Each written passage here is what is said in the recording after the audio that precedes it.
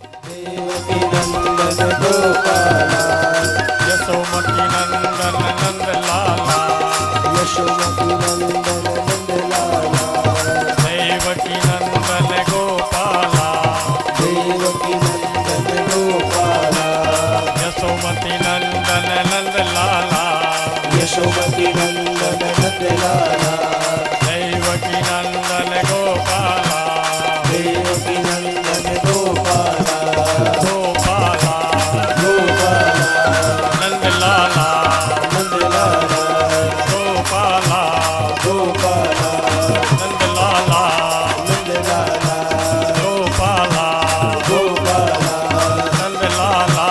नंदलाला।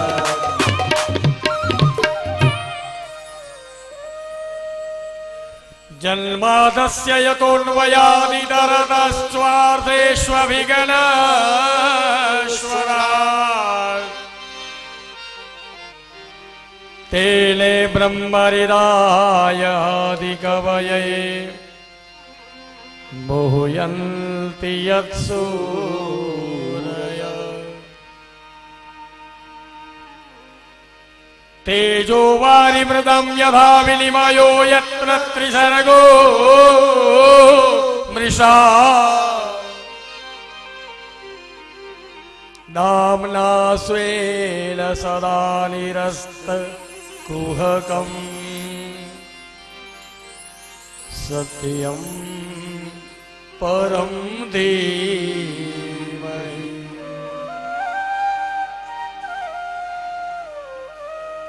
सत्यं परं धीमहि।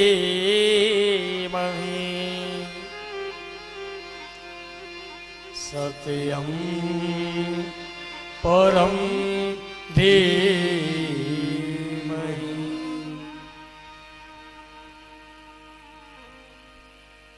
आओ ભગવાનના પાવન ગુણને શ્રવણ કરી અને કૃતાર્થ બન્યો.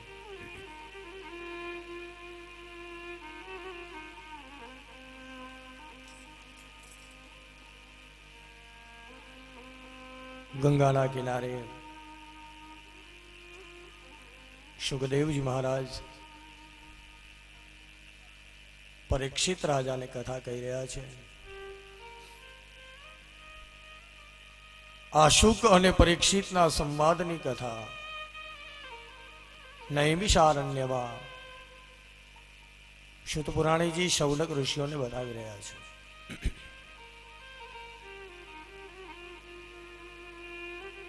પાંચમા સ્કંદની કથામાં છેલ્લે આપણે નરકલોકનું વર્ણન જોયું.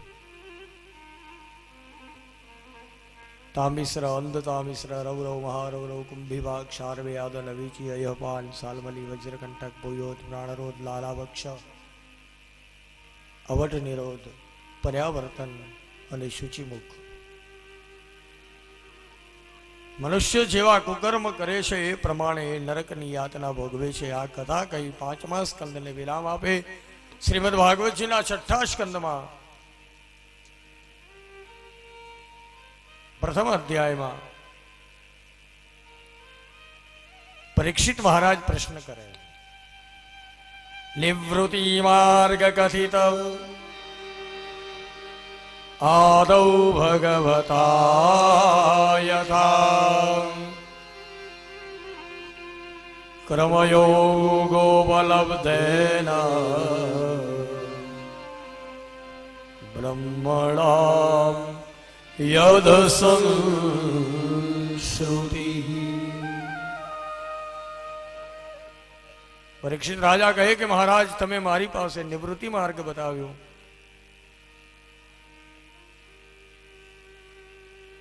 નરકલોકમાં છેલ્લે તમે મને બતાવ્યું વર્ણનું કે જેવા કર્મ કરે એ પ્રમાણે ગતિ થાય. નરકલોકનું વર્ણન તમે મારી પાસે બતાવ્યું. ભગવાન, આ નરકલોકમાં ન જવું હોય તો શું કરવું? પરીક્ષિતનો પ્રશ્ન છે.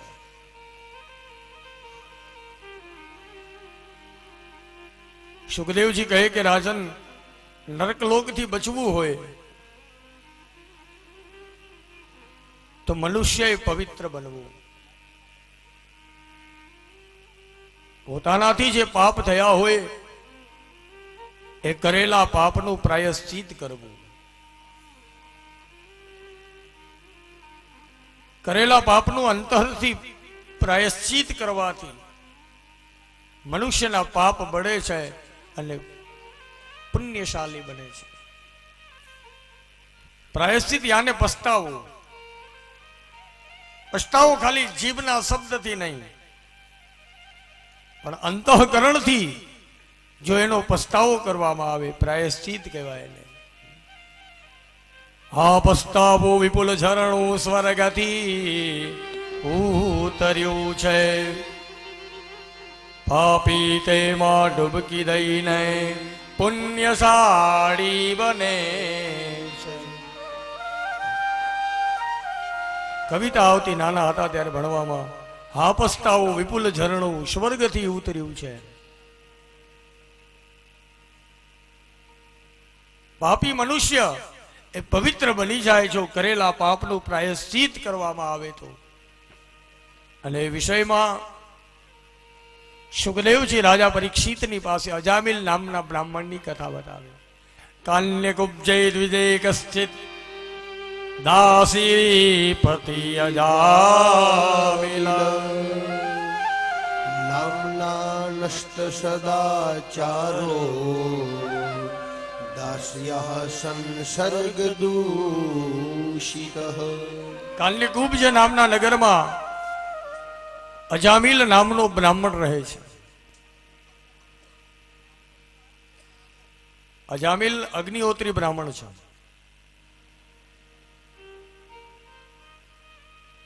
અને જે અગ્નિહોત્રી બ્રાહ્મણ હોય એ પોતાને ત્યાં દરરોજ યજ્ઞ કરે.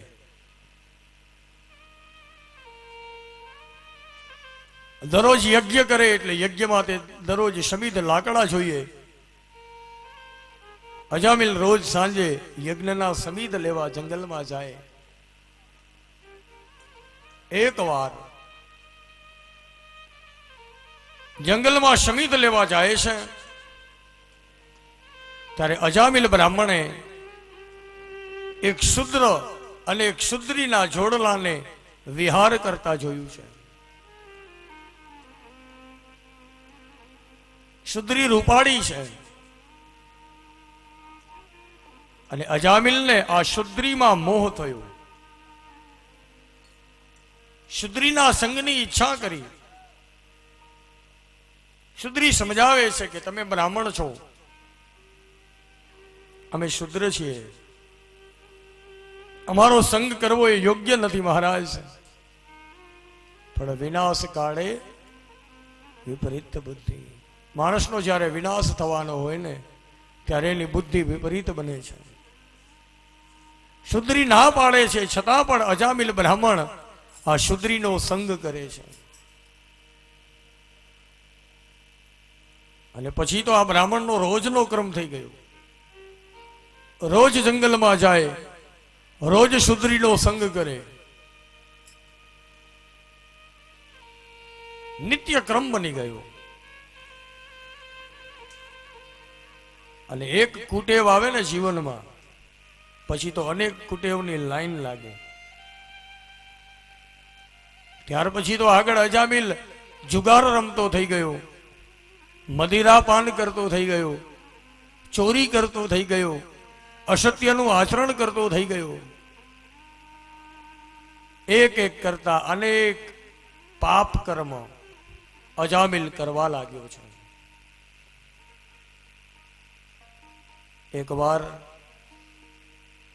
નગરમાં સંતો પધાર્યા છે. સંતોનો એવો નિયમ હતો કે જે બ્રાહ્મણ હોય ને એના ઘરનું જ ભોજન કરે.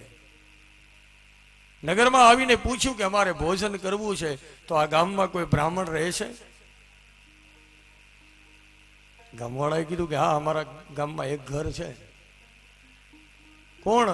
તો કે અજામિલ બ્રાહ્મણ. સંતો અજામિલના આંગણામાં આવ્યા છે.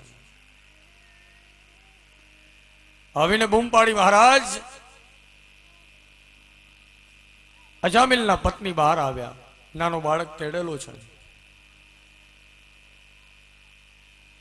સંતોને જોયા એટલે અજામિલની પત્નીએ વંદન કરીને પૂછ્યું કે મહારાજ પધારો. બોલો હું આપની શું સેવા કરું? બોલે બ્રાહ્મણ નથી, બોલે એ તો બહાર ગયા છે. બેન અમારે તારા ઘરે ભોજન કરવું છે, તો રસોઈ બનાવીને અમને જમાડીશ? એટલે અજામિલની પત્નીએ સામે પ્રશ્ન કર્યો કે મહારાજ તમને અમારા ઘરનું અનાજ કામ આવશે? કેમ, તમે બ્રાહ્મણ નથી? અજામિલની પત્નીની આંખમાં આંસુ આવી ગયા કે મહારાજ અમે જન્મથી બ્રાહ્મણ છીએ, પણ અમારા કર્મ તો શુદ્ર જેવા છે.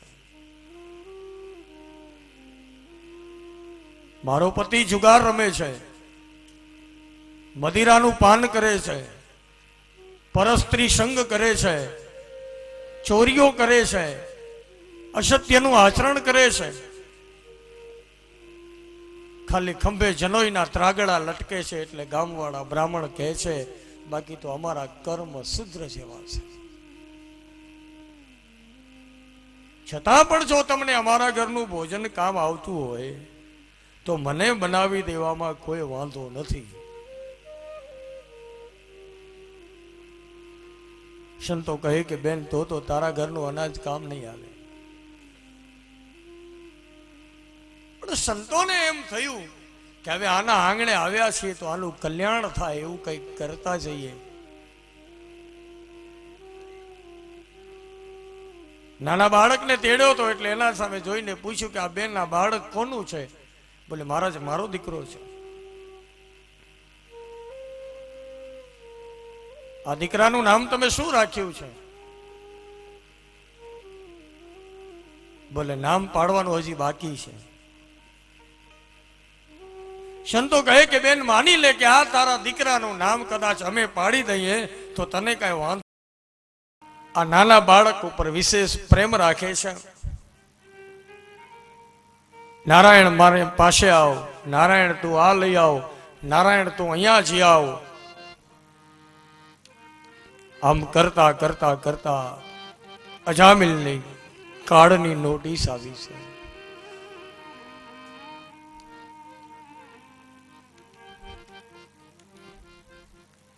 કાળની નોટિસ આવી અને અજામિલના કર્મ એવા હતા કે અજામિલને પકડવા માટે યમદૂત આવ્યા છે.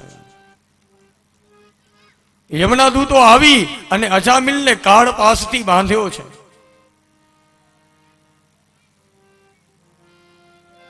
અજામિલને આ કાળ પાસની પીડા થવા લાગી, તરફડે છે.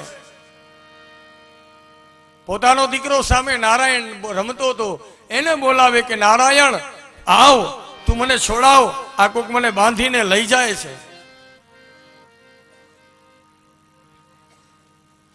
પણ આ શબ્દ નારાયણ સાંભળતો નથી.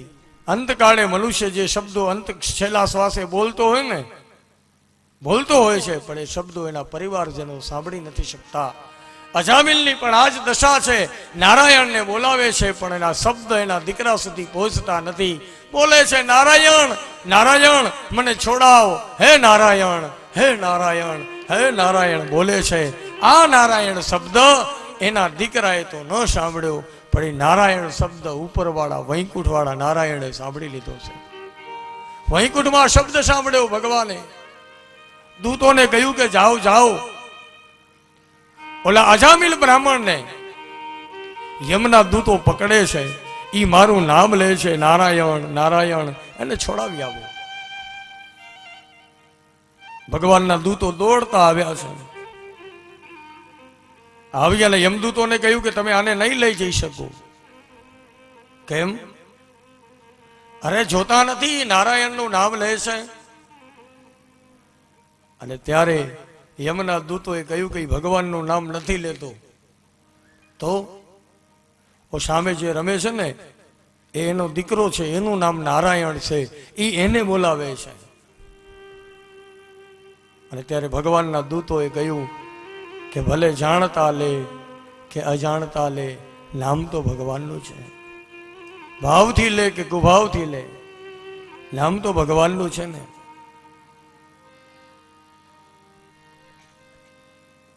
યમના દૂતો જે પાસ બાંધ્યો તો એ પાસ ભગવાનના દૂત આવી અને તોડી નાખે છે. આ છે ભગવાનના નામનો મહિમા. જુઓ, અજાણતામાં લીધું તો એ ભગવાનના દૂત આવી ગયા. આ છે પરમાત્માના નામનો મહિમા. ગમે તેવી પરિસ્થિતિ હોય, ગમે તે સમય હોય, ગમે તે સ્થળ હોય, ભગવાનનું નામ લે એટલે મનુષ્ય તરી જાય. પ્રેમથી લઈએ, પરવશપણામાં લઈએ, સુખમાં લઈએ, દુઃખમાં લઈએ, હસતા લઈએ, રોતા લઈએ, મશ્કરીમાં લઈએ, શ્રદ્ધાથી લઈએ, અરે ગાળ દઈને પણ ભગવાનને બોલાવી શકાય. પણ આપણી એટલી લાયકાત હોવી જોઈએ ગાળ આપવાની. નરસિંહ મહેતા બોલતો ભગવાનની સામે, બે માનો બે બાપનો હુંડીમાં. ભગવાનને એમ કીધું કે બે માનો બે બાપનો, તોય ભગવાને એની હુંડી સ્વીકારી. એટલે આપણી એટલી ઓળખાણ હોય, આપણી એટલી લાયકાત હોય તો આપણે ભગવાનને ગાળ દઈને પણ બોલાવી શકીએ. પણ એટલી લાયકાત હોવી જોઈએ. ગમે તે રીતે, ગમે તે અવસ્થામાં પરમાત્માનું નામ લઈએ એટલે મનુષ્ય તરી જાય. કારણ કે નામનો સ્વભાવ છે. ભગવાનના નામનો સ્વભાવ શું છે? તારવો. ગોળ હોય, ગોળનો સ્વભાવ શું છે? મીઠાશ આપવી. પછી એ ગોળ આપણે આપણા ઘરે ખાઈએ તોય મીઠો લાગે, આપણા સગાના ઘરે ખાઈએ તોય મીઠો લાગે, આપણા દુશ્મનના ઘરે ખાઈએ તોય મીઠો લાગે, લગ્ન જેવા પ્રસંગમાં ખાઈએ તોય મીઠો લાગે, મરણ જેવા પ્રસંગમાં ખાઈએ તોય મીઠો લાગે. કારણ કે એનો સ્વભાવ છે મીઠાશ આપવી. ગમે તે રીતે ખાઈએ એ રીતે ભગવાનના નામનો પણ સ્વભાવ છે કે જે મનુષ્ય લે એ તરી જાય.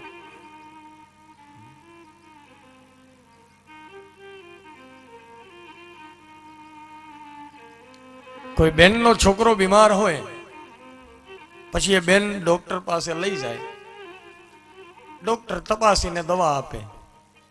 હવે દવા આપતી વખતે ડોક્ટર એમ નથી કહેતો કે તમારો છોકરો દાંત કાઢતો હોય ત્યારે જ દવા પીવડાવજો તો તાવ ઉતરશે.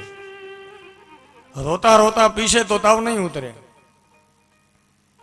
ડોક્ટર એમ નથી કહેતો કે તમારા છોકરાને તમારા ગામમાં જ દવા પાજો તો તાવ ઉતરશે, પરગામમાં પાછો તો તાવ નહીં ઉતરે.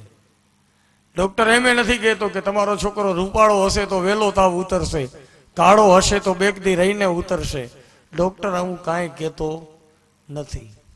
ડોક્ટર તો એમ કહે છે કે આ દવા છે એ બાળકના પેટમાં જાવી જોઈએ, તાવ ઉતરી જાય. તો ભગવાનનું નામ પણ એવું છે, રામ નામ કી ઔષધિ ખરે ખંત શેખાય, અંગ પીડા વ્યાપે નહીં, મહારોગ મટી જાય. મહારોગ.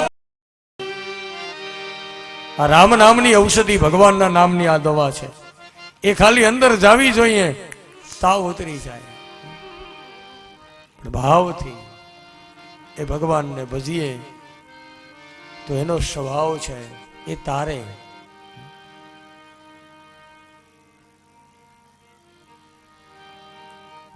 વિચાર કરો કે જો એક પથ્થર ઉપર ખાલી રામ નામ લખીએ ને જો એ પથ્થરા તરી જતા હોય તો આપણા કાળજાની અંદર જો રામ નામ લખીએ તો આપણે નહીં તરીએ? પથ્થર જો તરી જતા હોય તો પછી આપણા આ કાળજાની અંદર રામ શબ્દનો જાપ કરીએ તો એ આપણને તારી દે. ખરે ખંત શેખાય, નામ સ્મરણ મહિમા ઘણો, નામ જ તારણહાર,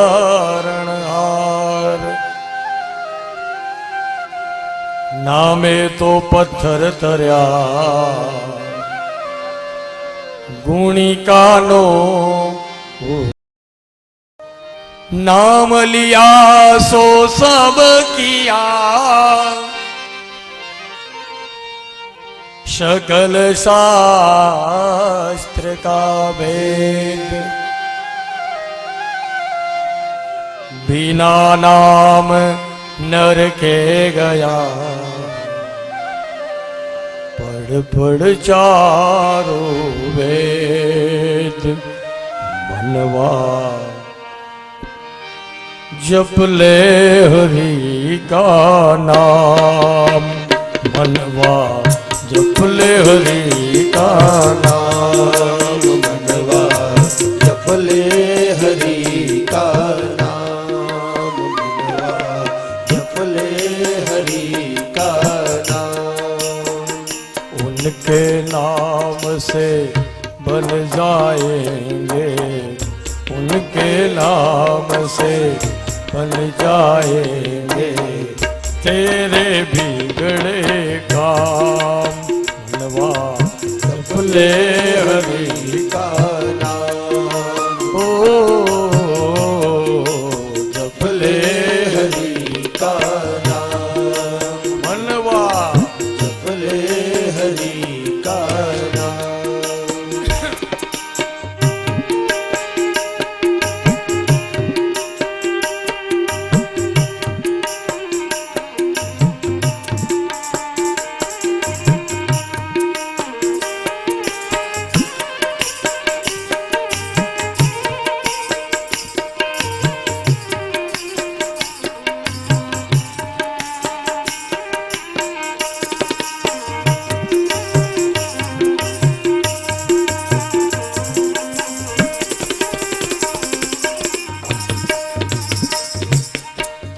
नाम तो वो धन है ऐसा, निर्धन को धनवान बना दे, नाम ही नर को नारायण की एक पहचान करा दे, एक पहचान करा दे। मतलब एक है राम कहे तू, मतलब एक है राम कहे तू, या कह दे घनश्याम, मनवा जप ले हरि का नाम, मनवा जप ले हरि का नाम, ओ जप ले हरि का नाम, मनवा जप ले हरि का नाम, मनवा जप ले हरि का नाम। नाम संकीर्तनम यस्य, શ્રીમદ ભાગવતનો છેલ્લો શ્લોક, એમાં પણ આ જ વાત કરી. નામ સંકીર્તનમ યસ્ય સર્વ પાપ પ્રણાશનમ, પ્રણામો દુઃખ સમન, સ્તમ નમામિમ હરિમ પરમ. જેનું ખાલી નામ સંકીર્તન કરવાથી સર્વ પાપ પ્રણાશનમ, બધાય પાપો નાશ પામે છે. આ છે ભગવાનના નામનો મહિમા. અને અજામિલ એવું પ્રાયશ્ચિત કર્યું, એવો પસ્તાવો થયો કે મેં પુત્રના ભાવે નામ લીધું, અને જો મને છોડાવવા માટે ભગવાનના દૂતને આવવું પડતું હોય તો જાણીને જો પ્રભુ સ્મરણનો કેટલો મહિમા હશે. અજાણતામાં નામ લીધું અને હું તરી ગયો, જાણીને લીધું હોત તો મારો કેટલો બેડો પાર થઈ જાત. અજામિલને પસ્તાવો થાય. અને કરેલા પાપનો પ્રાયશ્ચિત કરવાથી પાપ બળે છે. પાપને જાહેર કરીએ એટલે પાપ બળી જાય, અને પુણ્યને જાહેર કરીએ એટલે પુણ્ય બળી જાય. જેને બાળવું હોય એને જાહેર કરી દો. પાપને બાળવા હોય તો પાપને જાહેર કરો, પાપ આપોઆપ બળી જાય. કારણ કે પાપને જાહેર કરવાથી પાપ બળશે અને પુણ્યને જાહેર કરવાથી પુણ્ય બળશે. એટલે આપણા શાસ્ત્રો એમ કહે કે પાપને જાહેર કરો અને પુણ્યને છુપાવો. આપણે ઊંધું કરીએ છીએ, પાપને છુપાવીએ છીએ અને પુણ્યને જાહેર કરીએ કે મેં આટલા મંદિરમાં આટલા રૂપિયા દીધા, મેં આ ધર્મશાળામાં આટલા રૂપિયા દીધા, મેં અહીંયા કને આટલો દરવાજા કર્યો. પુણ્યને જાહેર કરવાથી પુણ્ય બળશે. આપણે પુણ્યને જાહેર કરીએ અને પાપને છુપાવીએ. પાપને જાહેર કરશું ને તો પાપ બળી જશે. અને એને આપણે ત્યાં તો એનો જીવતો દાખલો છે, અંજારનો, જેસલ જાડેજાનો,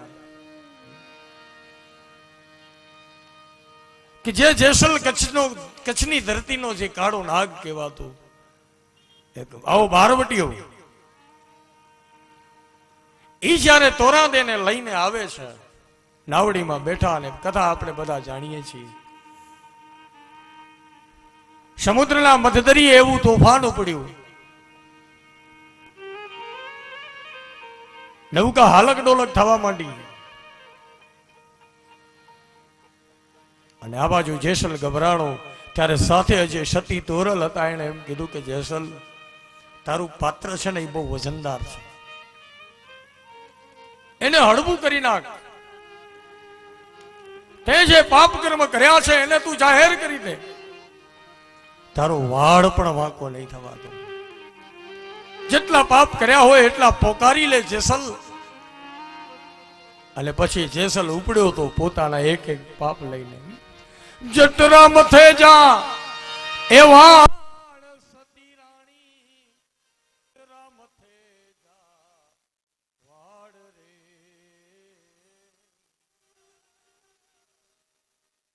જેટલા કુકર્મો મેં કર્યા, એ જેટલા કુકર્મો મેં કર્યા, થોડા દે એમ જેસલ કે એ જીરેમ જેસલ. મારા માથાના વાળ છે એટલા મારા કુકર્મ છે, તોરા દે. લૂંટી સરોવર પાડ, બેન ભાણેજને દુભવ્યા, દોધન પાછા વાર્યા. થોડી સરોવર પાડ, કેટલા બધા, એક એક બંધ થઈ જતા. ઈ જેસલ અંજારની ગંગા બજારમાં તોરલનો મેલા કપડાનું પોટલું લઈને એના કપડા ધોવા માટે નીકળતો. અને લોકો મશ્કરી કરતા અંજારમાં કે આ કાલનો બારવટીયો જુઓ, આ તોરલ આવી છે ને તો હવે એના મેલા કપડા ધોવા જાય છે. અને ત્યારે પેલો જ અહીંયા એને ક્રોધને માર્યો જેસલે.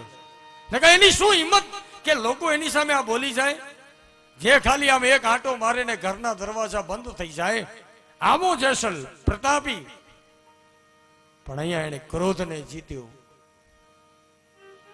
કપડા ધોઈને આવે છે અને પછી તોરલ પાસે રડી પડે છે. રોઈ રોઈ કોને સંભળાવું,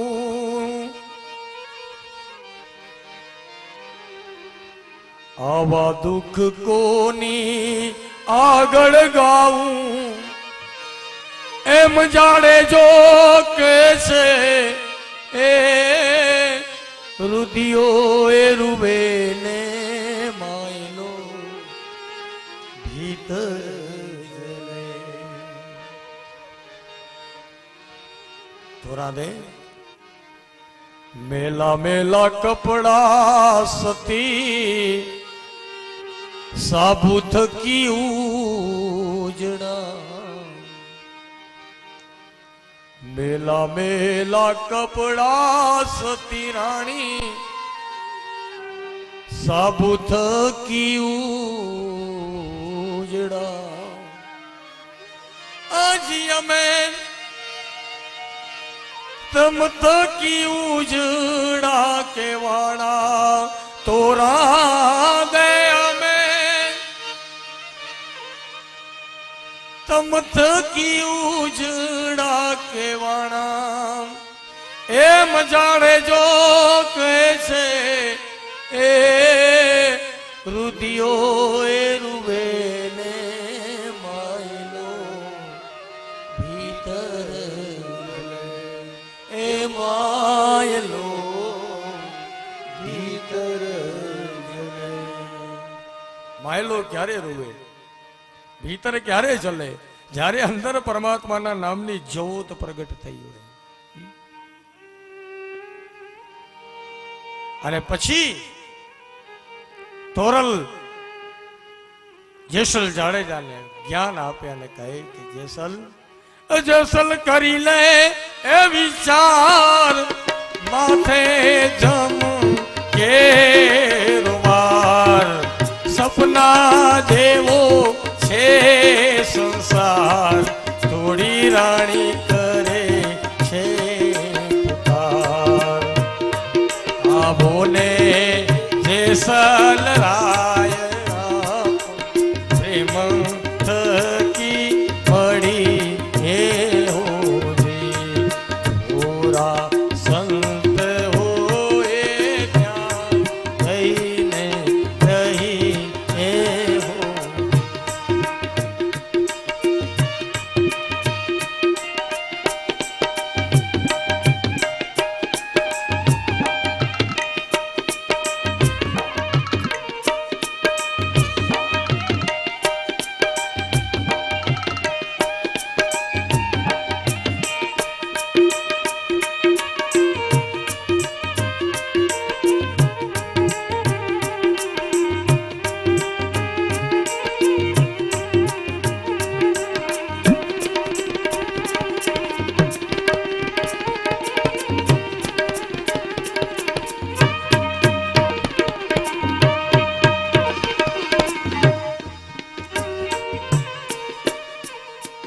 મોતીડા એ રાણમાં એ ઓરાય એની માથે પડે ઘણ ના ગાવ ફૂટે ઈ તો ફટક્યા કેવાય ખરાની ખરે ખબરું થાય આ બોલે જેસલ રાય આપણ પ્રેમ થકી મળીએ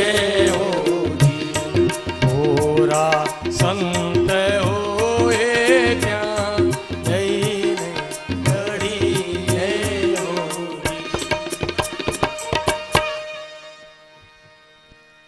તો આ જે કરેલા પાપનું પ્રાયશ્ચિત છે એ જેસલ જેવા બારવટિયાને જેસલ પીર બનાવી દે પાપના પ્રાયશ્ચિત એનું કેવું મંગલ ફળ મળે આ જેસલની જીવતી કથા છે અજામિલ એણે કરેલા પાપનું પ્રાયશ્ચિત અને યમદૂતો પાસેથી ભગવાનના દૂતો છોડાવી જાય યમના દૂતો તૂટેલો કાળપાસ લઈને ભગવાનના દૂતો પાસેથી નીકળ્યા યમરાજા પાસે આવ્યા યમને કહ્યું કે તમે અમને મૂક્યો તો અજામિલ બ્રાહ્મણને લેવા માટે અમે બાંધ્યો એને પણ ત્યાં તો ભગવાનના દૂત આવ્યા અને છોડાવી ગયા અમારે શું કરવું યમરાજાએ પૂછ્યું કે તમે અજામિલને પકડવા ગયા તો ત્યાં કને ઘીનો દીવો બળતો હતો બોલે ના ત્યાં કને કોઈ ભગવાનના નામ લેવાતા હતા બોલે ના તો કે અજામિલ કાંઈ બોલ્યો તો બોલે હા એના દીકરાનું નામ બોલ્યો તો નારાયણ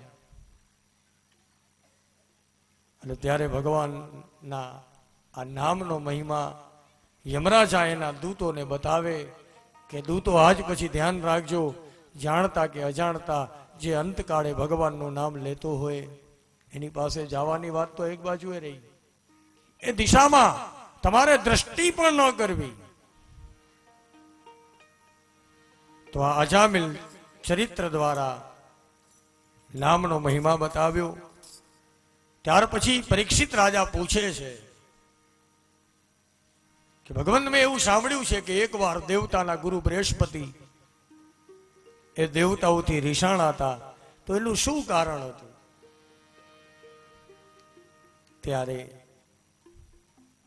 સુખદેવજી કહે કે રાજન પરીક્ષિત, એકવાર ઇન્દ્ર મહારાજ, જેને સ્વર્ગનું રાજ્ય મળ્યું, સ્વર્ગના સિંહાસન પર બેઠા છે, ત્યારે દેવતાઓના ગુરુ બૃહસ્પતિને ખબર પડી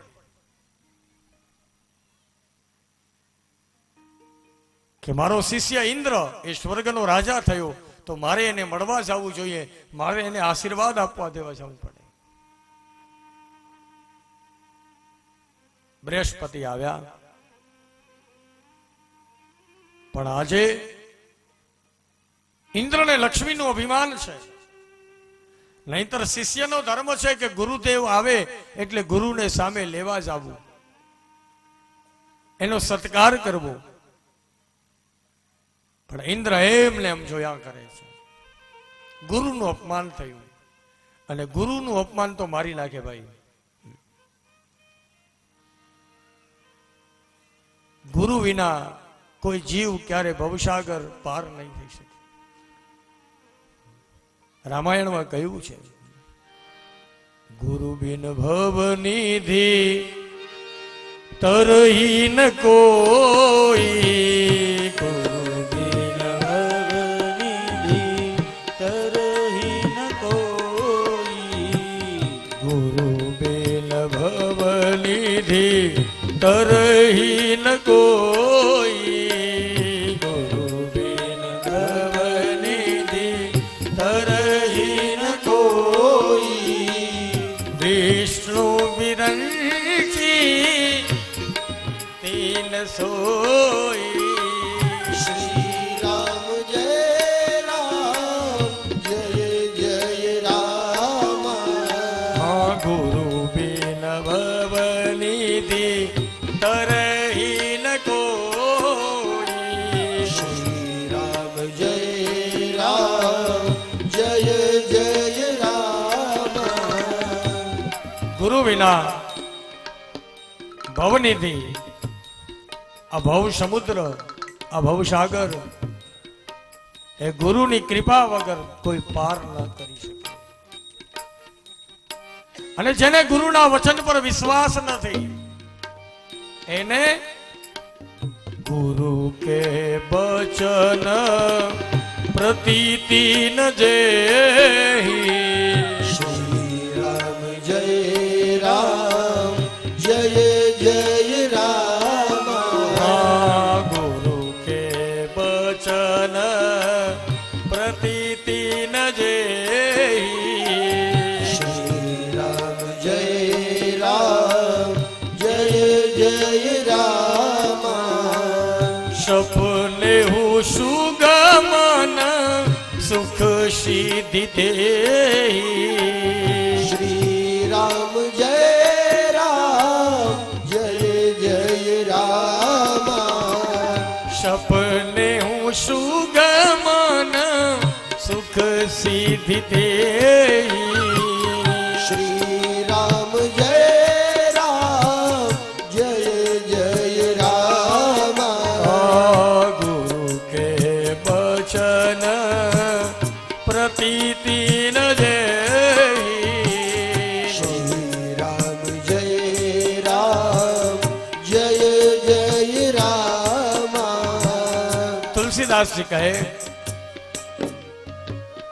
જેને ગુરુના વચન પર વિશ્વાસ નથી, એને સુખ તો ન મળે, પણ સુખના સપના ના આવે. સપને હું સુગમ ન સુખ સિદ્ધિ તે. ગુરુના વાક્ય પર જે શિષ્યને વિશ્વાસ નથી, એને સુખ તો નહીં મળે, પણ એને સુખના સપનાય નહીં આવે. લ્યો, સપને હું સુગમન સુખ સિદ્ધિ તે. શ્રી રામ જય રામ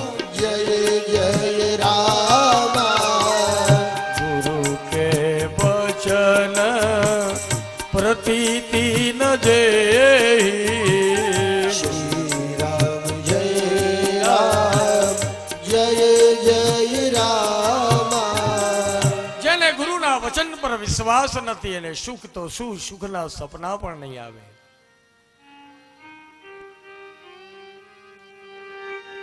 ગુરુના આશ્રિત બનીએ.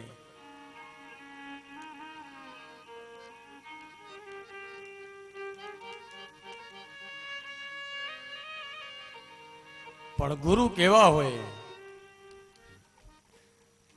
કૃષ્ણ સેવા પરમ વિક્ષ્ય દંભાદિરહિતમ નર શ્રી ભાગવત તત્વજ્ઞમ. વલ્લભાચાર્યજી લખે છે, ભજે જિજ્ઞા સુદારતા.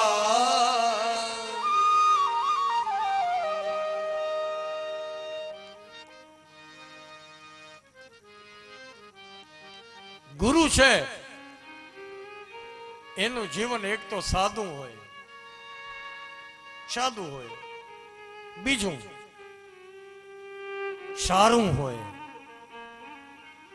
ત્રીજું સાચું હોય, ચોથું સામું હોય, એટલે પીઠ પાછળ નહીં, સામું આરીસા જેવું સામું હોય, અને પાંચમું સાબુ જેવું હોય.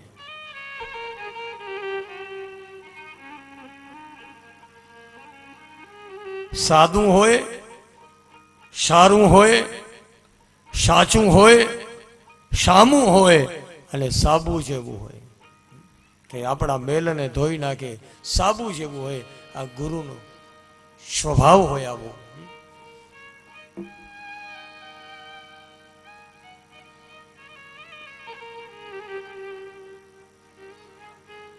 બૃહસ્પતિ સભામાં આવ્યા છતાં ઇન્દ્રએ સત્કાર ન કર્યો, એનું અપમાન થયું. બૃહસ્પતિ નારાજ થયા, ત્યાંથી ચાલ્યા ગયા. પછી ઇન્દ્રને લાઈટ થઈ કે અરે રે, આજ તો સભામાં ગુરુદેવ પધાર્યા હતા અને લક્ષ્મીના અભિમાનમાં મેં એમનો સત્કાર ન કર્યો. હવે હાલ હું જાઉં અને ગુરુજીને મનાવું.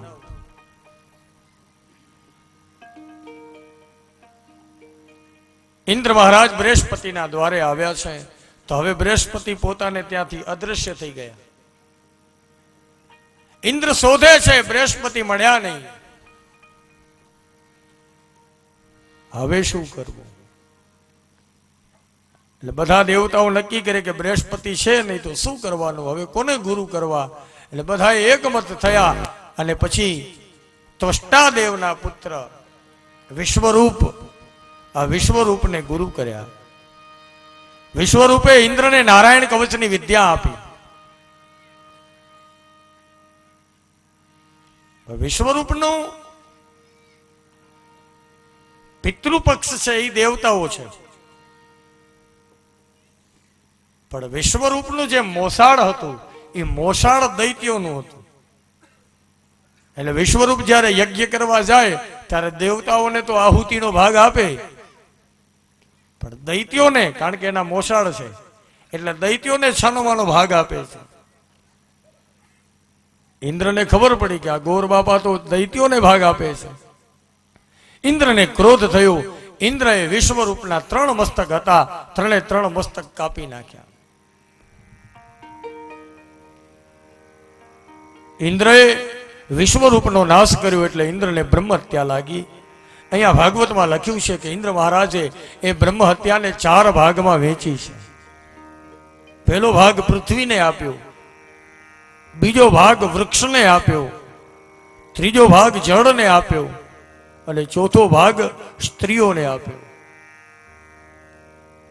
પૃથ્વીમાં વગર ખોદેલા જે ખાડાઓ મોટા દેખાય છે એ બ્રહ્મત્યાનો ભાગ છે. વૃક્ષની અંદર જે ગુંદર દેખાય એ ગુંદર એ બ્રહ્મહત્યાનો ભાગ છે. જળની અંદર જે નીલ અને શેવાળ દેખાય એ બ્રહ્મહત્યાનો ભાગ છે.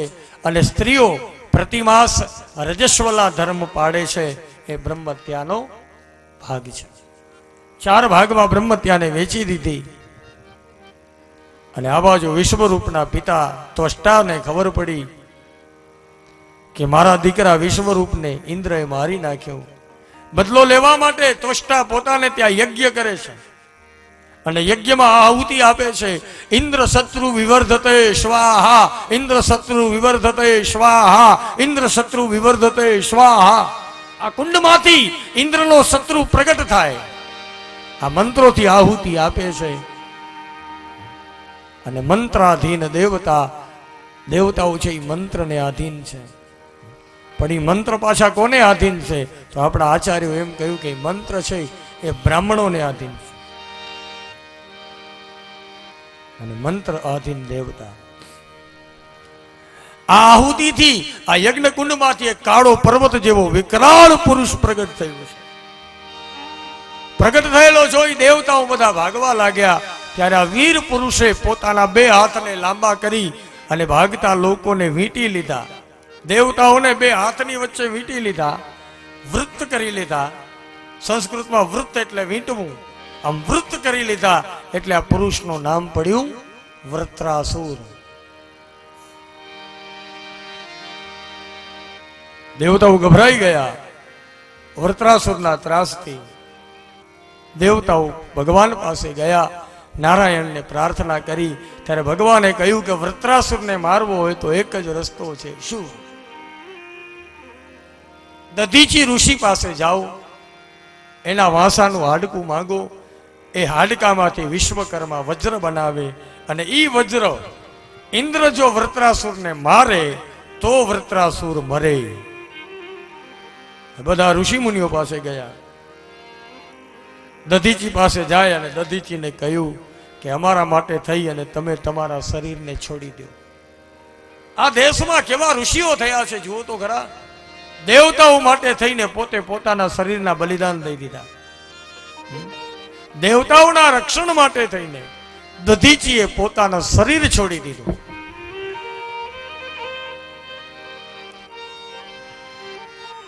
વાંસાનું હાડકું લીધું,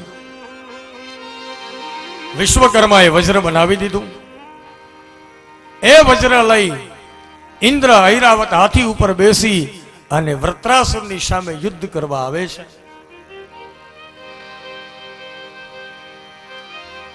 થોડી વાર તો બંને વચ્ચે સરખી લડાઈ જામી અને પછી વૃત્રાસુરને થયું કે ઇન્દ્રના હાથે મારે મરવાનું નક્કી છે, કારણ કે એના હાથમાં વજ્ર છે. ઇન્દ્રની સામે વૃત્રાસુર આવ્યો અને કહ્યું કે ભાઈ, મને ખબર છે કે મારે તારા હાથે મરવાનું છે. ઇન્દ્ર, થોડી વાર તો થોભી જાને, તો મારે મારા ભગવાનની પ્રાર્થના કરવી છે. સારું. અને પછી ઇન્દ્ર ઉભો રહ્યો અને આ બાજુ વૃત્રાસુર 4 શ્લોકમાં જે પ્રાર્થના કરે છે, બહુ સુંદર પ્રાર્થના છે. એ બોલ્યો છે અસુર ખરેખર ભગવાનની પ્રાર્થના કરતા. અહમ હરે તવ પાદૈકમૂલમ દાસાનુદાસો ભવિતાસ્મિ ભૂયા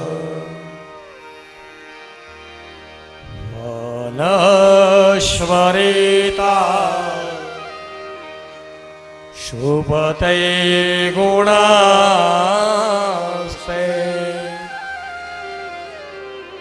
ગૃહણી તવા કર્મ કરોતુ કાય કર્મ કરોતુ કાય ગૃણીતવા કર્મ કરોતુ કાય ગૃણીતવા કર્મ કરોતુ કાય. પહેલા શ્લોકમાં વૃત્રાસુર કહે કે પ્રભુ, કદાચ મારું એવું પુણ્ય ન હોય કે હું તમારો દાસ થાઉં. હે નારાયણ, કઈ વાંધો નહીં, તમારો દાસ ન થાવ તો કાંઈ નહીં, પણ મારા ઉપર તમે એટલી દયા કરજો કે જે તમારા દાસ હોય ને હું એનો દાસ થાઉં, દાસાનું દાસ હોઉં, તમારા દાસનો હું દાસ થાઉં, હું એની સેવા કરું, એની સેવા કરી એના આશીર્વાદ થકી એના પછીના અવતારમાં ભલે હું તમારો દાસ બનું. આ પહેલા શ્લોકમાં પ્રાર્થના કરી અને ત્યાર પછી બીજો શ્લોક. નાક પૃષ્ઠમ ન ચ પારમેષ્ટ્યમ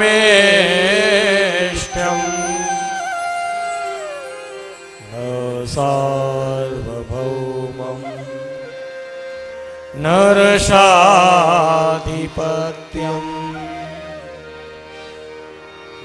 યોગ સિદ્ધિ પુનર્ભવમ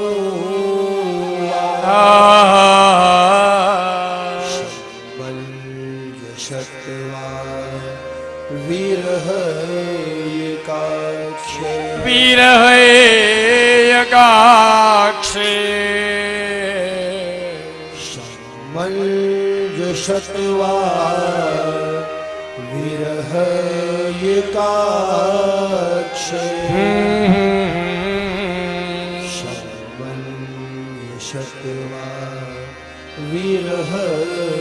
બીજા શ્લોકમાં વૃત્રાસુર કહે કે પ્રભુ તમારી સ્તુતિ હું એટલે નથી કરતો કે અંતકાળ છે, ઇન્દ્ર મને મારવા માટે તૈયાર છે અને તમે મને મુક્તિ આપો, એટલા માટે મારી પ્રાર્થના નથી. મારે તો કાંઈ નથી જોતું. નનાક પૃષ્ઠમ ન ચ પારમેષ્ટ્યમ, સર્વભૌમ અને અધિપત્ય પણ મારે નથી જોતું. ન સર્વભૌમમ નરસાધિપત્યમ, મારે કાંઈ નથી જોતું. મારે તો શું જોઈએ છે પ્રભુ? મને માત્ર તમારી આવશ્યકતા છે, મને તમારી જરૂર છે. તમારા સિવાય હું બીજી કોઈ પણ ઝંખના નથી મારી, મને તમારી જરૂર છે. આ બીજા શ્લોકમાં ગયું. અને ત્રીજો શ્લોક તો અતિ સુંદર છે. એમાં વૃત્રાસુરની આતુરતા છે કે પ્રભુ હું તમને જોવા માટે, તમને મળવા માટે આતુર છું. કેવી રીતે, કેવી આતુરતા? ત્રીજા શ્લોકમાં 3 પ્રકારની આતુરતા બતાવી છે. અજાત પક્ષા ઇવ માતરમ ખગા સ્તન્યં યથાવ શતરાક્ષુધારણા પ્રિયં પ્રિયેવ વ્યુષિतं વિષં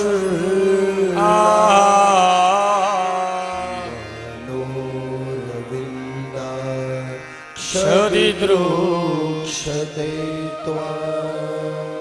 ત્રીજા શ્લોકમાં કહ્યું કે પ્રભુ હું તમને મળવા માટે આતુર છું. કેવી આતુરતા? પહેલી આતુરતા તો કે અજાત પક્ષા ઇવ માન ખગા. પ્રભુ પક્ષીના તાજા વિયાયેલા બચ્ચા હોય, જે બચ્ચાને પાંખ ન આવી હોય, ઈ બચ્ચાના મા બાપ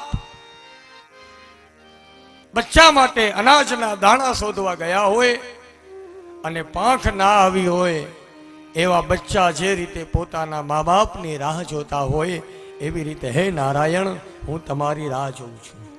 આ પહેલી આતુરતા. બીજી આતુરતા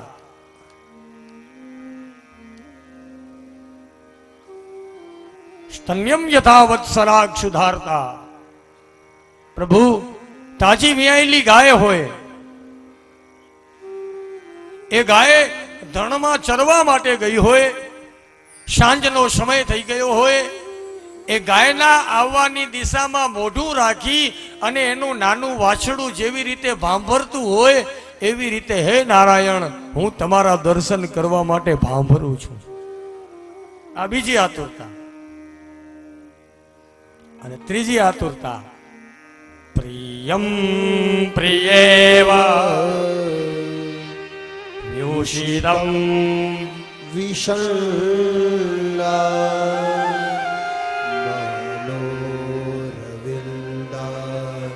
ષડિદૃક્ષતે ત્વા. ત્રીજી આતુરતા કેવી છે? વૃત્રાસુર કહે કે પ્રભુ, સૌભાગ્યવતી સ્ત્રી હોય, એનો પતિ પરદેશમાં ધન કમાવા માટે ગયો હોય અને 2-3 વર્ષ પછી જ્યારે એ પતિ આવવાનો હોય, એ સ્ત્રીને ખબર પડે કે આજ મારો પતિ પરદેશથી આવવાનો છે, એ દિવસે એ સૌભાગ્યવતી સ્ત્રી સૌભાગ્યના તમામ વસ્ત્ર અલંકાર ધારણ કરી અને ઉંબરે ઊભી ઊભી જેવી રીતે પોતાના પતિની રાહ જોતી હોય, હે નારાયણ, એવી રીતે હું તમારી રાહ જોઉં છું.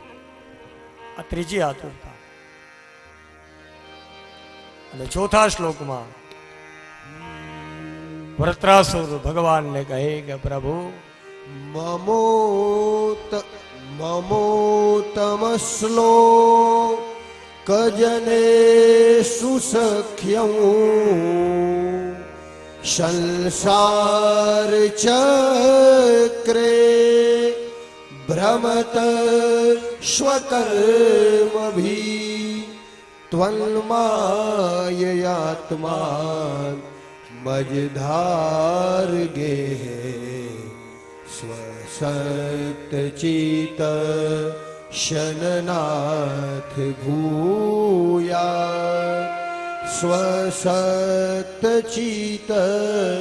શનનાથ ભૂયા. ચોથા શ્લોકમાં બોલે છે કે મમોતમ શ્લોક જનેસુ સખ્યમ, હે પ્રભુ, તમારી ભક્તિને કરીને, તમારી સ્તુતિ પ્રાર્થના કરીને મારે વૈકુંઠ નથી જોતું. તો પ્રભુ, હું એમ પણ નથી કહેતો કે આવતા જન્મમાં તમે મને મનુષ્ય બનાવો. સંસાર ચક્રે મારે મુક્તિ નથી જોતી. મારા કર્મના લીધે કદાચ મારે ભલે વારે ઘડીએ જન્મવું પડે, મરવું પડે, જન્મવું પડે, મરવું પડે, જન્મવું પડે, કાંઈ વાંધો નહીં. ભલે મારે વારંવાર જન્મવું પડે. અને હું એમ નથી કહેતો કે મને મનુષ્ય યોનિમાં નાખો, મને ગમે તે યોનિમાં નાખો. પશુ બનાવો, પક્ષી બનાવો, કીડા બનાવો, મકોડા બનાવો, ગમે તે યોનિમાં નાખો. સંસાર ચક્રે ભ્રમતઃ સ્વકર્મભિઃ, સંસારના ગમે તે ચક્રમાં તમે મને નાખો, મને કાંઈ ચિંતા નથી. પણ ખાલી એટલી દયા કરજો કે દયાળુ, જે જે યોનિમાં મારો જન્મ થાય એ યોનિમાં મને તમારા ભક્તોનો સંગ મળે, મને સત્સંગ મળે. મારે બીજું કંઈ નથી જોતું. મોહમાયામાં લંપટ હોય આવા લોકોની સાથે એક ભગવાન મારી ઓળખાણ પણ ન કરાવજો, મને સત્સંગ આપજો હર જન્મમાં, હર યોનિમાં. અને આ રીતે જ્યાં 4 શ્લોકમાં પ્રાર્થના કરીને ત્યાં તો સામે ઊભો ઊભો ઇન્દ્ર ડોલવા માંડ્યો કે વાહ અસુર વાહ, શું તે પ્રાર્થના કરી છે. ઇન્દ્રને કહે કે હવે આવ યુદ્ધ કરવા, હવે મને કોઈ ભય નથી, મેં મારા નારાયણની પ્રાર્થના કરી લીધી છે.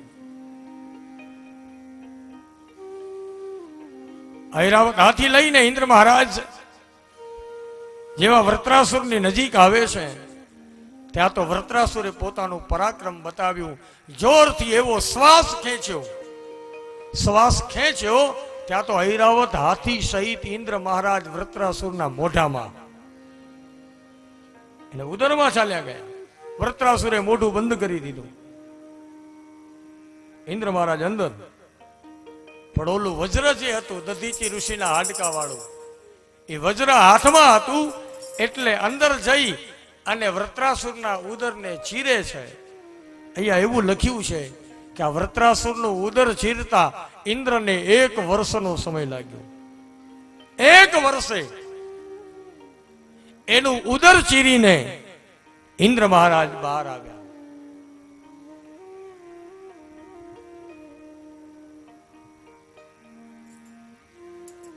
ઇન્દ્ર મહારાજે વૃત્રાસુરને માર્યો એટલે વળી પાછી બ્રહ્મ હત્યા લાગી, કારણ કે આ બ્રાહ્મણ હતો. બ્રહ્મ હત્યા લાગી. ઇન્દ્ર કમળના નાળની અંદર ઉતરી ગયા. બ્રહ્મત્યા રાહ જોવે છે. ઇન્દ્ર કમળની નાળમાંથી બહાર નીકળતા નથી. આ બાજુ ઇન્દ્રનો ભાઈ નહુષ, એને ખબર પડી કે અત્યારે સ્વર્ગનો રાજા કોઈ છે નહીં, એટલે ઇન્દ્રનો ભાઈ નહુષ એ સિંહાસન ઉપર બેસી ગયો કે હું સ્વર્ગનો રાજા.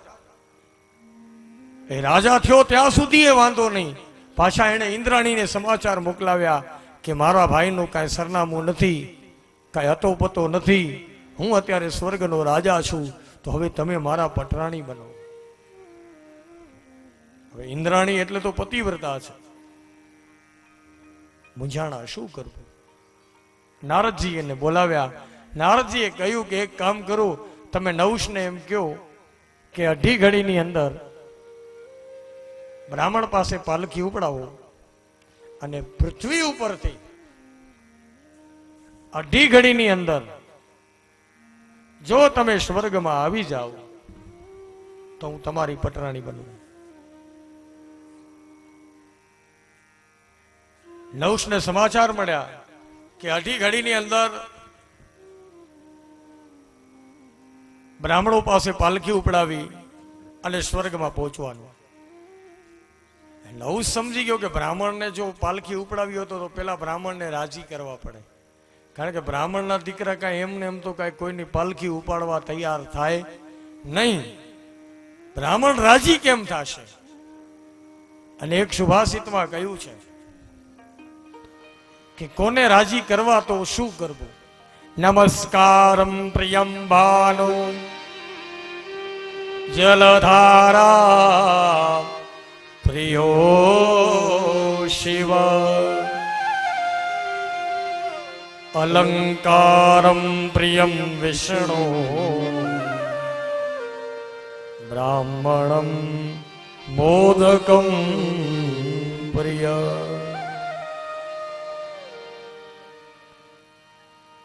નમસ્કારમ પ્રિયમ ભાનુ, સૂર્યને જો પ્રસન્ન કરવા હોય તો સૂર્ય જ્યારે ઉદય થતા હોય ત્યારે સૂર્ય નમસ્કાર કરવા. સૂર્યને નમસ્કાર કરવાથી સૂર્યનારાયણ પ્રસન્ન થાય. અને જલધારા પ્રિયો શિવ, શિવને પ્રસન્ન કરવા હોય તો ઓમ નમઃ શિવાય બોલી અને જેટલું જળ ચડાવો ને એટલા મહાદેવ રાજી. પણ જળ આપણે પોતાના હાથે ભરીને લઈ જવાનું આપણે, નહીતર ઘણા તો શંકરના મંદિરમાં જાય તો પછી પૂજારીને હાંકોટા કરે કે લો લો લો ગુરુ ક્યાં ગયા, પાણી તો ભરી આવો. ગુરુ પાણી ભરી આવે ને તું ચડાવ નહીં. જળ આપણે આપણા હાથે ભરવું. આ મહાપુરુષો જે છે એની પાસે સેવા કરાવી ને એ તો પાપ છે. ઘણી જગ્યાએ જોયું છે, મંદિરમાં જાય, હવે એક વાટકી એક અડધી વાટકી ખાલી ઘી લઈ જાય, અડધી વાટકી ઘી લઈ જાય, એમાં તો ત્યાં કને પૂજારીને એમ કહીએ લ્યો ગુરુ આ ઘી લઈ આવ્યો છું, દીવો કરો.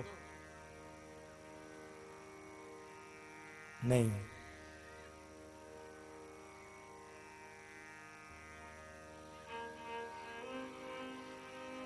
કોઈ પણ પૂજારી એ મહાપુરુષ છે એની પાસે સેવા કરાવવી એ પાપ છે.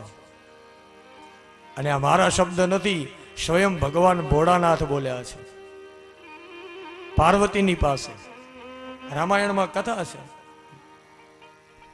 કે અમુક જણાને રાક્ષસ સમજવા. કોને કોને?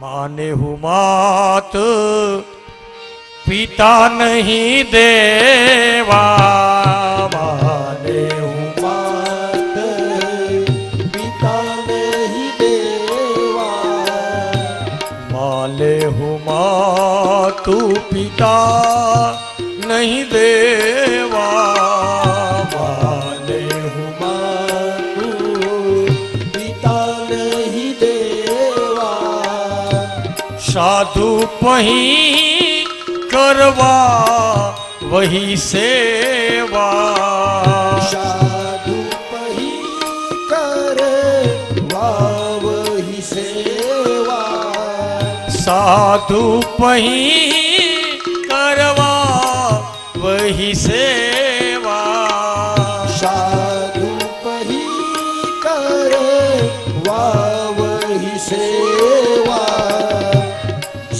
કે યહ આ ચરણ ભવાની जिनके चरण भवानी जिनके यह आ चरण भवानी यह आ चरण भवानी सो जानहु निसी चर सम प्राणी सो जानहु निसी जर सम प्राणी माने हुमा तू पिता नहीं देवा माने हुमा तू पिता नहीं देवा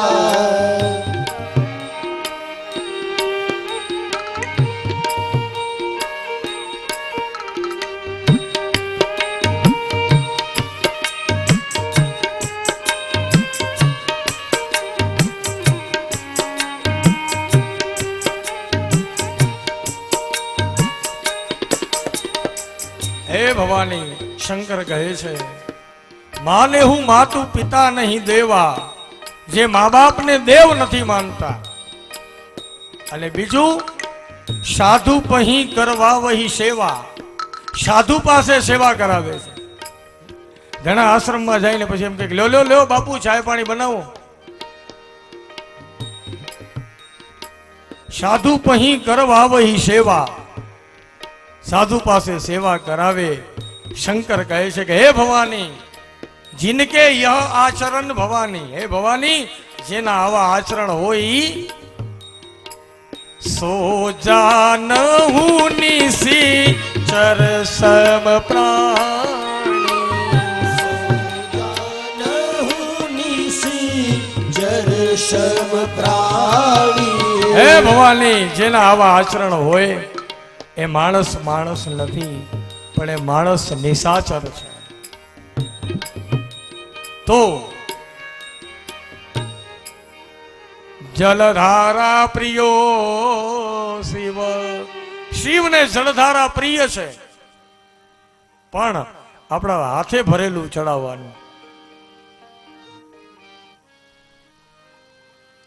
અલંકારમ પ્રિયમ વિષ્ણુ વિષ્ણુને જો પ્રસન્ન કરવા હોય તો બોલે એને અલંકાર જોઈએ સૂર્યને નમસ્કાર શિવને જળની ધારા અને વિષ્ણુ ભગવાનને જો રાજી કરવા હોય ને તો એમાં ખર્ચો થાય કારણ કે ઠાકોરજીને તો રોજ નવા નવા વાઘા જોઈએ એને હાર ને બુટી ને કડા ને અલંકાર જોઈએ જેટલા વધારે અલંકાર અને વધારે વાઘા પહેરાવો એટલો કનૈયો રાજી એમાં ખર્ચ થાય અલંકારમ પ્રિયમ વિષ્ણુ અને પછી બ્રાહ્મણને રાજી કરવા હોય તો બ્રાહ્મણમ મોદકમ પ્રિય બ્રાહ્મણને પ્રસન્ન કરવા હોય તો મોદક મોદક એટલે લાડવા બ્રાહ્મણમ મોદકમ પ્રિય બ્રાહ્મણને મોદક પ્રિય છે એ લાડુથી પ્રસન્ન થાય આ લાડવાએ તો અમારું નામ બોલાયું છે જ્યાં જઈએ ત્યાં એમ કોઈના ઘરે જમવા ગયા હોય તો એમ કે લેલો બ્રાહ્મણ છો બ્રાહ્મણને તો લાડવા ભાવે બીજાને એક એક દેતા હોય તો અમારી થાળીમાં 3 નાખી દે કે બ્રાહ્મણને તો લાડવા ભાવે જાણે કેમ બીજી કોઈ વેણ ખાતી જ નહીં હોય હે બ્રાહ્મણ સિવાય જાણે કેમ બીજા કોઈને ભાવતા જ નહીં હોય બધાને ભાવે છે પણ નામ આવે કોનું બ્રાહ્મણનું કે બ્રાહ્મણોને લાડવા ભાવે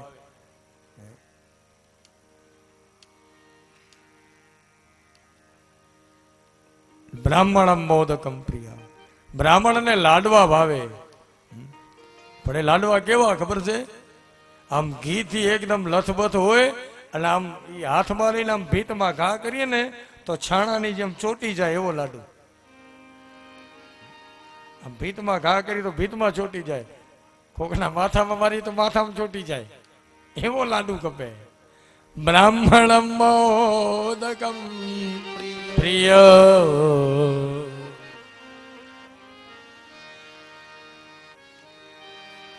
એટલે નહુસ રાજાએ વિચાર કર્યો કે બ્રાહ્મણો એમને પાલખી નહીં ઉપાડે. બ્રાહ્મણોને બોલાવ્યા, બ્રાહ્મણોને પેલા ખૂબ ભોજન કરાવ્યું. બ્રાહ્મણ તૃપ્ત થયા. તૃપ્ત થઈ અને બ્રાહ્મણોએ કહ્યું કે નહુસ અમે તૃપ્ત થયા છીએ, બોલ અમારા લાયક કઈ કામકાજ હોય તો કે. બસ નહુસને તો આટલું જ જોતું હતું. નહુસ રાજા કે એક કામ કરો, તમે બ્રાહ્મણો આ પાલખી છે એ ઉપાડો અને અઢી ઘડીની અંદર મને સ્વર્ગમાં લઈ જાઓ, ઇન્દ્રાણી પાસે. બ્રાહ્મણો પાલખી ઉપાડવા તૈયાર થયા. પાલખી ઉપાડે છે, નહુસ રાજા એમાં બેઠો છે. પણ નહુસને ઉતાવળ હતી, કારણ કે અઢી ઘડીની અંદર તો ત્યાં પહોંચવાનું હતું. એટલે આમ જલ્દી જલ્દી પોતાના પગ બહાર કાઢે અને પાલખી જે ઉપાડી છે ને બ્રાહ્મણોને આમ લાતું મારે છે કે સર્પ સર્પ. સર્પ સર્પ એટલે જલ્દી ચાલો એમ. સંસ્કૃતમાં સર્પ એટલે જલ્દી થાય, જલ્દી જલ્દી, સર્પ સર્પ. બ્રાહ્મણો જલ્દી ચાલે છે, પણ આને તો ઘણી ઉતાવળ હતી. એટલે વળી પાછો પગ કાઢે બારે અને પાલખીમાંથી લાત મારે કે સર્પ સર્પ, જલ્દી ચાલો એમ. અને આમ લાત ઉડાડી, પણ થયું એવું કે જે લાત હતી ને એ બ્રાહ્મણની શિખા હતી ને, એ શિખામાં લાત લાગી. બ્રાહ્મણની શિખામાં કોઈ પ્રહાર કરે એ બ્રાહ્મણ સહન કરી શકે નહીં. જેવી લાત શિખામાં લાગી એટલે બ્રાહ્મણોએ સીધી પાલખી નીચે પછાડી અને કીધું કે તું ક્યારનો અમને સર્પ સર્પ કહેશ ને તો અમે તને શ્રાપ આપીએ છીએ કે જા તું સર્પ બની જા. નહુસ રાજા અજગર બની ગયો અને ત્યાંથી ચાલ્યો ગયો. આ બાજુ ઘણો સમય બ્રહ્મત્યાએ રાહ જોઈ. ઇન્દ્ર મહારાજ કમળના નાળમાંથી બહાર નીકળ્યા નહીં. બ્રહ્મત્યા ચાલી ગઈ. ઇન્દ્ર મહારાજ બહાર આવ્યા અને બહાર આવી અને બ્રહ્મ હત્યામાંથી મુક્ત થવા માટે થઈને સૌથી પહેલા અશ્વમેઘ યજ્ઞ કર્યો અને પછી સિંહાસન પર બિરાજમાન થયા. પરીક્ષિત રાજા પૂછે છે સુખદેવજીને, મહારાજ આ વૃત્રાસુર જે છે એને અંતકાળે ભગવાનની આવી સુંદર સ્તુતિ કરી, તો આ વૃત્રાસુર પૂર્વ જન્મમાં કોણ હતો? સુખદેવજી કહે કે રાજન, આ વૃત્રાસુર છે ને એ પૂર્વ જન્મમાં ચિત્રકેતુ નામનો ગંધર્વ હતો.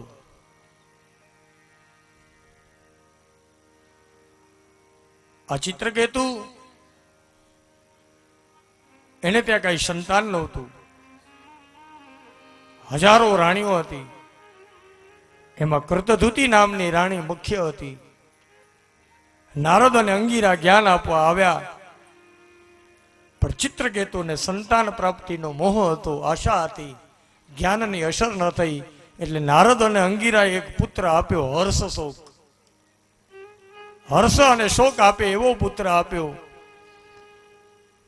પુત્ર જન્મ થયો કૃતધુતિથી, પણ બીજી જે રાણીઓ હતી એને સાથે મળી અને હર્ષ શોકને વિષ આપ્યું. હર્ષ શોક મૃત્યુ પામ્યા. ચિત્રકેતુ રુદન કરે ત્યારે નારદજી આવીને હવે જ્ઞાન આપ્યું કે અમારે તો તને પેલા જ જ્ઞાન આપવું હતું, પણ તને પુત્રનો મોહ હતો ને. બોલે મારો દીકરો એકવાર જીવતો થઈને એમ કહે કે તું મારો બાપ નહીં ને હું તારો દીકરો નહીં. હર્ષશોકને જાગૃત કર્યા. હર્ષશોકે કહ્યું કે તમે આ જન્મમાં મારા પિતા હશો, પણ મને કાંઈ યાદ રહેતું નથી. આ તો જન્મ મરણ છે, એ ચાલ્યા કરે. કોના પિતા કોના દીકરા એ કાંઈ ન કહેવાય. આમ કહી અને પાછો હર્ષશોક સૂઈ ગયો. ચિત્રકેતુને મોહ હતો પુત્રનો, એ ઉતરી ગયો. અને હવે નારદજીએ જ્ઞાન આપ્યું. એ જ્ઞાનના પ્રભાવથી આ ચિત્રકેતુ એ ગંધર્વ પદને પામ્યો. ગંધર્વ પદમાં વિમાનમાં બેસીને એકવાર કૈલાસ ઉપરથી નીકળ્યો છે, તો કૈલાસમાં શિવ ભવાનીને ખોળામાં લઈને બેઠા હતા. બીજા કોઈ ન બોલ્યા, પણ ચિત્રકેતુથી રહેવાનું નહીં. અને ચિત્રકેતુ અહીંયા કને મેણું માર્યું છે, હે શ્લોક ગુરુ સાક્ષાત ધર્મ વક્તા શરીરિણા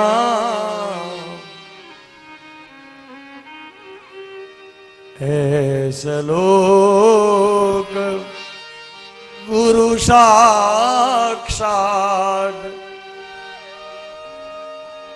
ધર્મ વક્તા શરીરિણામ આસ્તે મુખ્ય સવાયામ વૈ મૈથુની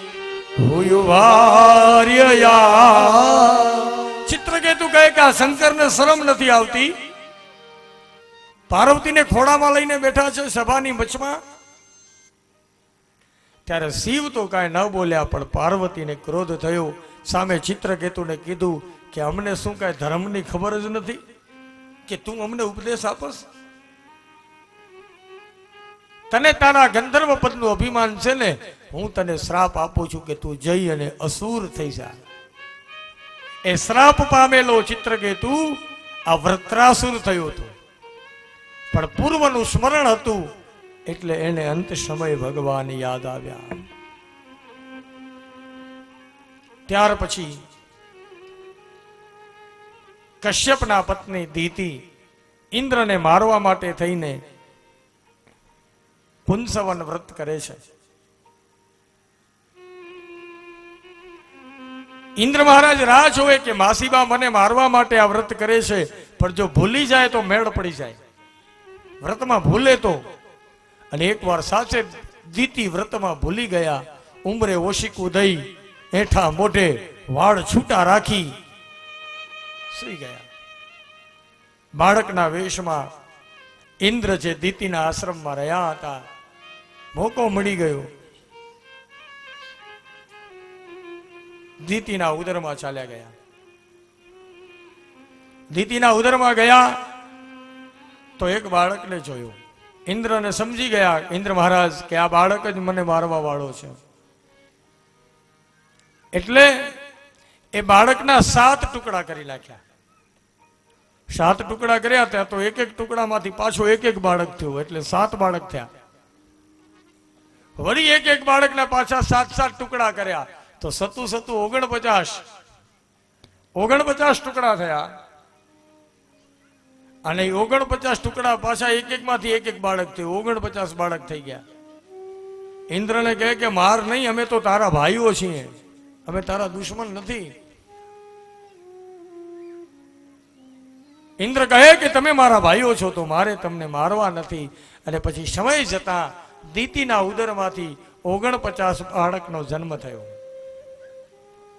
દીતિને ખબર પડી. ઇન્દ્રને કહ્યું કે ઇન્દ્ર, હું તો તને મારવા માટે આ મેં વ્રત કર્યું હતું, તો ક્યારે મારા ઉદરમાં ચાલ્યો ગયો? બોલે માસીબા, તમે એક દિવસ વ્રતમાં ભૂલી ગયા, તમારા ઉદરમાં ગયો. એક બાળક જોયો, એના 7 ટુકડા કર્યા તો 7 બાળક થઈ ગયા. પછી 7 બાળકને પકડીને એક એકના 7 ટુકડા કર્યા તો 49 ટુકડામાંથી 49 બાળક થયા. અને એ બધા પાછા મને એમ કહેવા માંડ્યા કે અમે તારા ભાઈઓ છીએ, માર નહીં. એટલે પછી મેં એને માર્યા નહીં. ઇન્દ્ર સાચું બોલ્યા એટલે દીતિ રાજી થયા. દીતિ કહે કે ઇન્દ્ર, આ 49 બાળક એ જો તારા ભાઈ હોય તો તું એને લઈ જા. ઇન્દ્ર મહારાજ આ 49 બાળકને લઈને ગયા. આ 49 બાળક એ 49 વાયુ કહેવાના.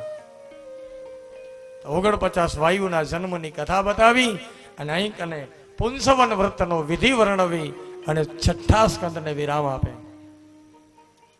શ્રીમદ ભાગવતજીનો 7મો સ્કંદ. 3 પ્રકારની વાસના છે. કઈ કઈ? સદવાસના, અસદવાસના અને મિશ્ર વાસના.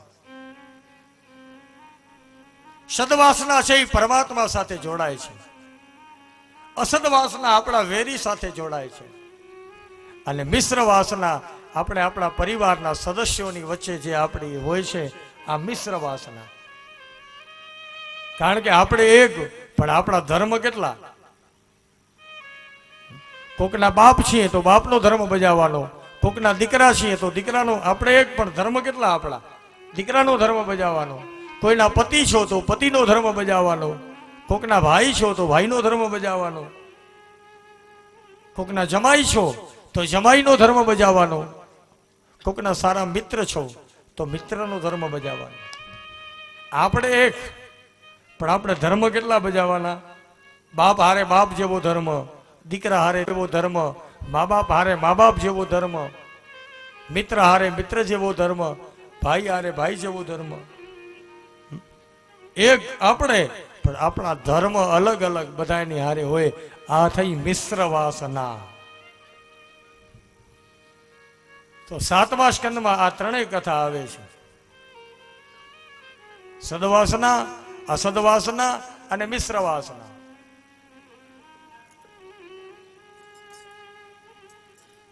પ્રહલાદજીની સદવાસના, હિરણ્યકશ્યપુની અસદવાસના, અને છેલ્લે જે વિવિધ ધર્મ બતાવ્યા આ મિશ્ર વાસના. આ કથાના વક્તા નારદજી છે. જ્યારે શિશુપાળ ભગવાનને ગાળો આપતો હતો અને પછી ભગવાને શિશુપાળને માર્યો, અને શિશુપાળના શરીરમાંથી જે તેજ નીકળ્યું એ તેજ બધાએ જોયું કે કનૈયાના તેજમાં ભળી ગયું. કારણ કે ભગવાન મારે અને પાછા તારે. એટલે ભગવાન જેને મારે ને આપણે એમ કહીએ કે ભગવાન શિશુપાળનો શું કર્યું? વધ કર્યું. મારવામાં આવે ત્યારે 3 શબ્દનો પ્રયોગ થાય: હત્યા, વધ અને ખૂન. આપણે એમ નથી કહેતા કે કૃષ્ણએ કંસનું ખૂન કરી નાખ્યું, એમ કહીએ છીએ. કૃષ્ણએ કંસની હત્યા કરી એમ કહીએ છીએ. વધ કર્યો. કારણ કે વધ એક જ ભગવાન કરે. કારણ કે ભગવાન વધ કરે છે. વધ શબ્દ એટલા માટે વાપરવામાં આવે છે કે ભગવાન પહેલા મારે છે અને પછી તારે છે, એટલા માટે વધ શબ્દ. ત્યાં કને હત્યા કે ખૂનનો શબ્દ વાપરવામાં નથી આવતો. હત્યા ત્યારે કરવામાં આવે કે બદલાની ભાવનાથી જે કરવામાં આવે એને હત્યા કહેવામાં આવે છે. અને જ્યારે ખૂન કરવામાં આવે ને ત્યારે હંમેશા ખૂન કરવામાં આવે આવેશમાં ભરેલું પગલું હોય છે. આવેશમાં માણસ આવી અને કોઈકને બટકાવી નાખે, આ ખૂન થયું.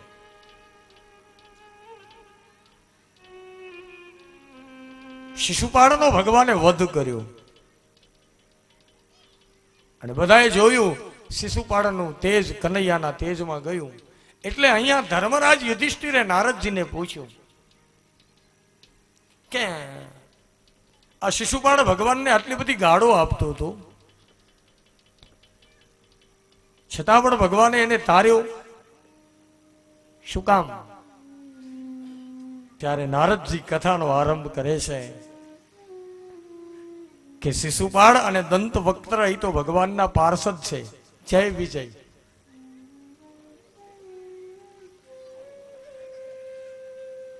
સનત કુમારો એકવાર પ્રભુના દર્શન કરવા માટે જાય છે.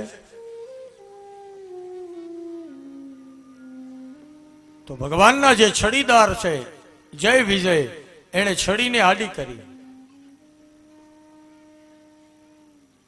ના પાડી કે અંદર જવા નહીં મળે.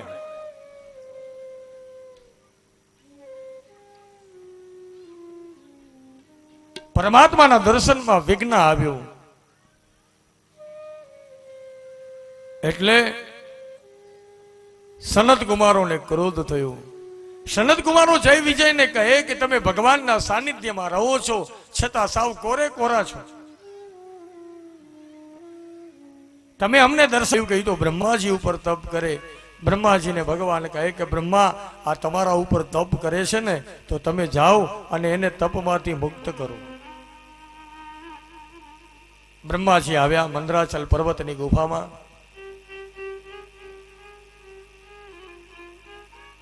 થોડી વાર તો હિરણ્યકશ્યપુ દેખાણો એ નહીં, કારણ કે રાફડા બાજી ગયા છે. ખાલી 2 આંખ ચમકે છે. આ બ્રહ્માજીએ જોયું અને ત્યાં તો બ્રહ્માજી કહે કે વારે વાહ, ઉતિષ્ઠ ઉતિષ્ઠ ભદરંતે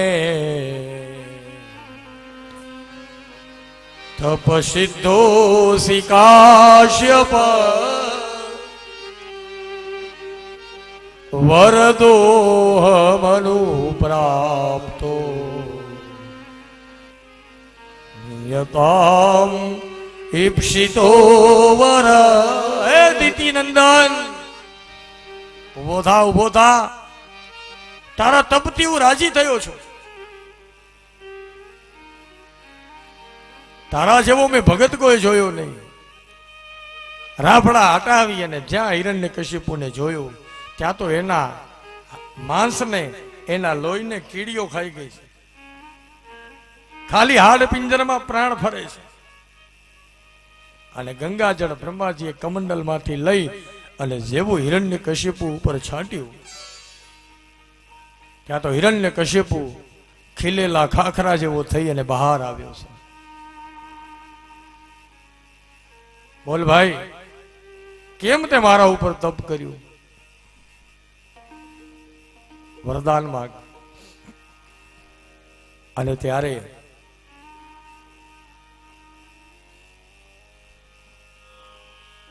હિરણ્યકશિપુ કહે છે, બ્રહ્માજી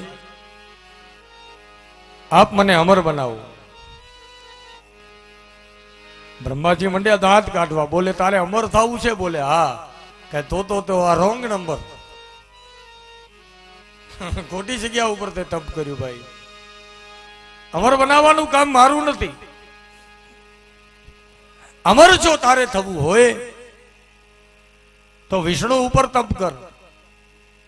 બોલે એ તો મારો શત્રુ છે, એને મારવા માટે થઈને જ મારે અમર થવું છે. બ્રહ્માજી કહે કે એ વસ્તુ શક્ય નથી. વરદાન તું એક નહીં, તું કે એટલા તને દઉં, બાકી અમર બનાવવાનું કામ મારા હાથમાં નથી. બોલે તો મને ઘણા બધા વરદાન દેશો? બોલે હા, માંગ. અને આ બાજુ હિરણ્યકશ્યપુએ લાંબુ લિસ્ટ તૈયાર કર્યું આખું. અને પછી બ્રહ્માજી પાસે માંગતા બોલે છે એક એક વાત. દિવસે નમરું, રાત્રે નમરું, ઘરમાં નમરું, ઘરવારે નમરું. દિવસે નમરું, રાત્રે નમરું, ઘરમાં નમરું, ઘરબાર નમરું. લીલાથી નમરું, સુકાથી નમરું, પશુથી નમરું, પક્ષીથી નમરું. લીલાથી નમરું, સુકાથી નમરું, પશુથી નમરું, પક્ષીથી નમરું. જળમાં નમરું, સ્થળમાં નમરું, આકાશે નમરું, પાતાળે નમરું. જળમાં નમરું, સ્થળમાં નમરું, આકાશે નમરું, પાતાળે નમરું. દિવસે નમરું, રાત્રે નમરું, ઘરમાં નમરું, ઘરબારે નમરું. દિવસે નમરું, રાત્રે નમરું, ઘરમાં નમરું, ઘરબાર નમરું.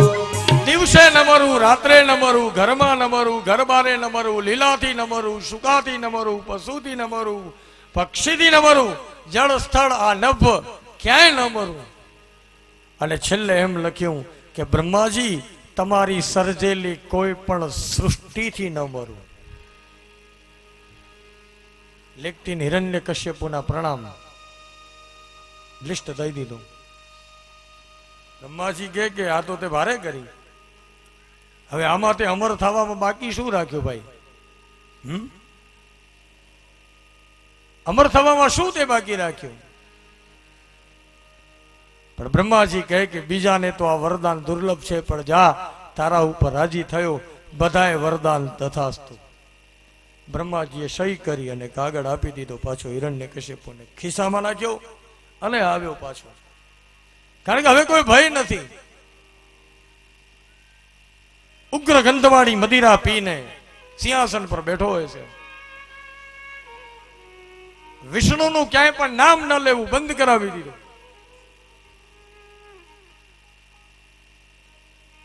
ચાર પુત્ર છે હિરણ્યકશ્યપુના: શમહાદ, અનુહાદ, હયાદ અને પ્રહલાદ. પ્રહલાદજી ઉંમરમાં નાના છે પણ ગુણમાં બહુ મોટા છે.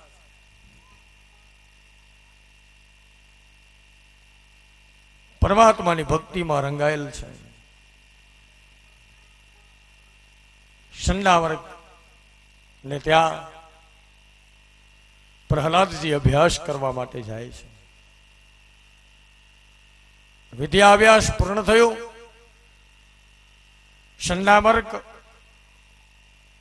પ્રહલાદજીને તૈયાર કરી અને હિરણ્યકશ્યપુ પાસે લઈ આવ્યા છે. હિરણ્યકશ્યપુ રાજી થયું. પ્રહલાદને ખોળામાં બેસાડીને પૂછ્યું, બેટા ગુરુજીને ત્યાં ભણી આવ્યો? બોલે હા. શું ભણ્યો? બોલતો. અને ત્યાં તો પ્રહલાદ બોલે, શ્રવણમ કીર્તનમ વિષ્ણુ સ્મરણમ પાદ સેવનમ અર્ચનમ વંદનમ દાસ્યમ સખ્યમ આત્મ નિવેદનમ ઇતિ પુંસાર્પિતાશ્ચૈવ ભક્તિશ્ચૈ નવલક્ષણા. પ્રહલાદજી કહે કે પિતાજી, ભગવાનની ભક્તિના અનેક પ્રકારો છે, પણ એમાં નવધા ભક્તિ એ બહુ શ્રેષ્ઠ છે. શ્રવણ ભક્તિ, કીર્તન ભક્તિ, સ્મરણ ભક્તિ, પાદ સેવન, અર્ચન ભક્તિ, વંદન ભક્તિ, દાસ્ય ભાવ, સખા ભાવ અને છેલ્લે આત્મનિવેદન. આ નવધા ભક્તિ બહુ શ્રેષ્ઠ છે. અને ભગવાન રામચંદ્ર શબરીમાને નવધા ભક્તિ બતાવી હતી. આ નવધા ભક્તિ બહુ શ્રેષ્ઠ